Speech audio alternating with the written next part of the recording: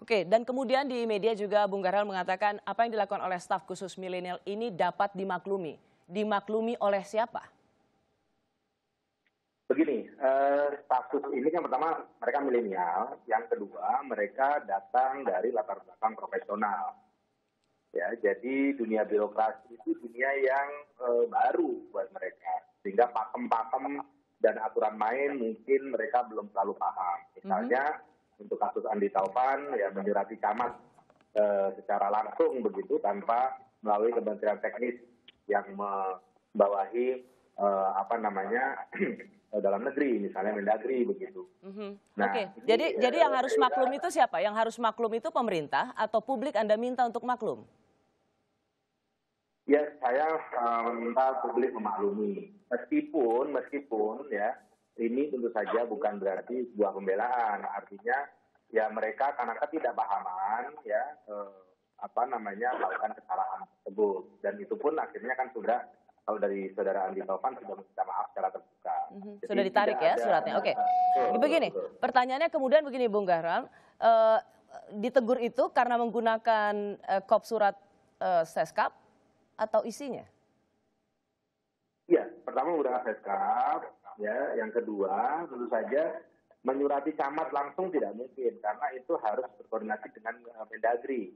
Karena seluruh aparat di daerah itu di bawah supervisi dari Kementerian Dalam Negeri begitu.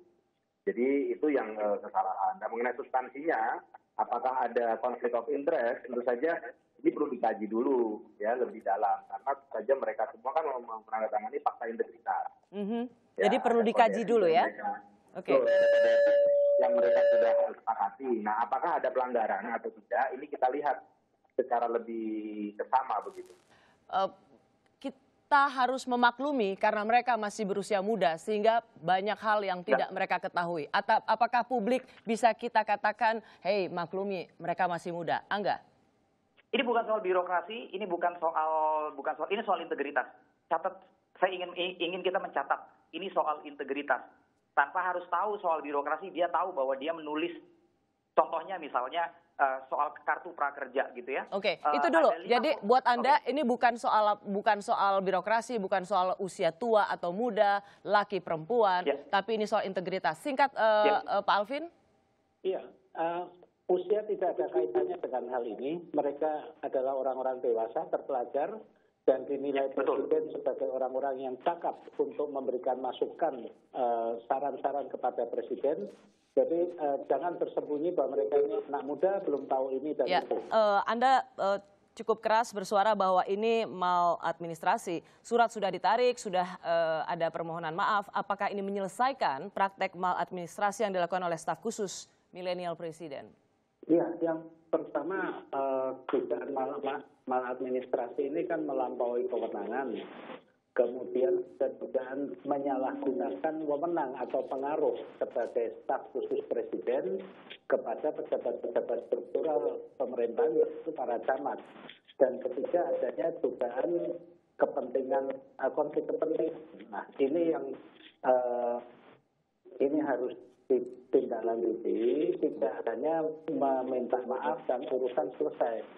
Saya tadi menyimak penjelasan bahwa pertama mereka milenial, kedua berlatar belakang profesional, ketiga tidak begitu paham atau fasih tentang birokrasi.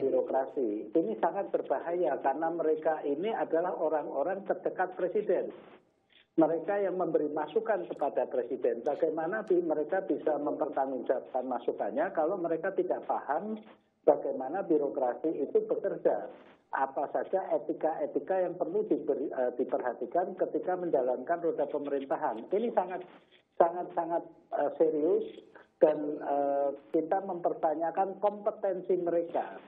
Kalau perusahaan mereka ini juga mereka masih aktif dalam perusahaan, ini kalau di pasar saham setara dengan insider trading, menyalahgunakan informasi. Mereka punya akses informasi yang luar biasa di tingkat tertinggi di Indonesia dan mereka menjadi orang pertama yang tahu kemudian berpotensi menyalahgunakan untuk manfaat perusahaannya. Demikian.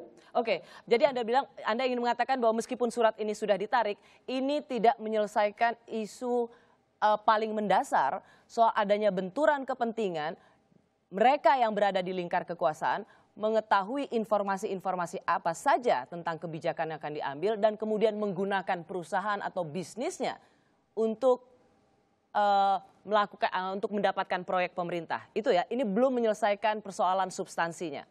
Benar. Karena surat itu menggunakan surat sekretariat kabinet dan pencabutannya hanya surat pribadi. Kalau mencabut itu seharusnya juga menggunakan surat sekretariat kabinet. Bung Angga, Anda keras juga di sosial media. Mengatakan bahwa anak-anak muda yang harusnya jadi contoh ini tidak beda dengan praktek-praktek zaman Orde Baru. Betul. Karena kalau misalnya Kak Rosi, kalau kita mau, halo? Yes. Kalau kita mau lihat suratnya, kalau kita bicara yang surat dulu ya, kalau kita mau lihat suratnya, siapapun yang dituju oleh staf khusus presiden, apakah camat atau kementerian atau katakanlah secara strukturalnya benar. Tapi kan substansi suratnya jelas bahwa dia menulis nama perusahaannya dan dia adalah pimpinan dari perusahaan tersebut gitu. Dan ini jelas konflik kepentingan. Kenapa saya bilang jelas konflik kepentingan? Karena konflik kepentingan nggak selalu melulu tentang finansial kan. Ada juga keuntungan secara non finansial.